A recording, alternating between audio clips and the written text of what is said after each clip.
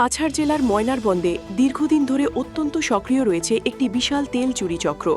Indian oil corporation IOC এর depot থেকে বেরিয়ে আসা তেল ট্যাঙ্কার থেকে প্রকাশ্যেই চলছে এই তেল লুট।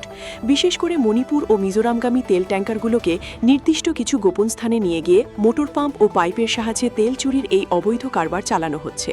স্থানীয় সূত্রে প্রাপ্ত অভিযোগ অনুযায়ী মাসুম, জব্বার, জাকারিয়া, হাশেম ও আজমির নামক ব্যক্তিদের নেতৃত্বে এই চক্রটি দীর্ঘদিন ধরে তাদের কার্যক্রম চালিয়ে যাচ্ছে। সবচেয়ে চাঞ্চল্যকর বিষয় হল তেল চুরির এই পুরো দৃশ্যটি সম্প্রতি সংবাদ মাধ্যমের ক্যামেরায় ধরা পড়েছে।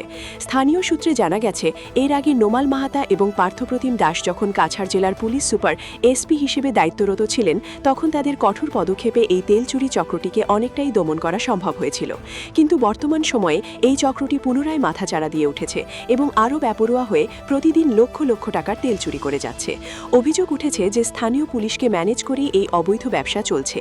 দীর্ঘকাল ধরে এই চক্রটি সক্রিয় থাকলেও কেন তাদের বিরুদ্ধে কোনো কঠোর আইনি ব্যবস্থা নেওয়া হচ্ছে না, তা নিয়ে তীব্র ক্ষোভ প্রকাশ করেছেন স্থানীয় সাধারণ মানুষ। জনগণের মনে এখন একটাই প্রশ্ন, তবে কি এই তেল চুরির মোটা অঙ্কের লভ্যাংশ পৌঁছাচ্ছে পুলিশ প্রশাসনের অন্দরে?